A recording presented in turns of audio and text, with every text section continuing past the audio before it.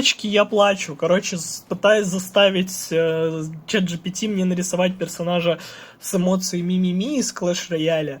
И, короче, он мне выдает вот такой пиздец. Я вообще в ахуе, но это ладно.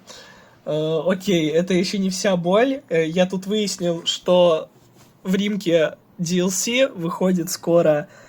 А у меня еще сейчас сессия. Мне надо доделывать Габи. Я не знаю, блядь, что делать, потому что мне пиздец хочется в эту хуйню поиграть. И я не уверен, что кому-то вообще будет интересно. У меня и так на стримах 2 человека сидит.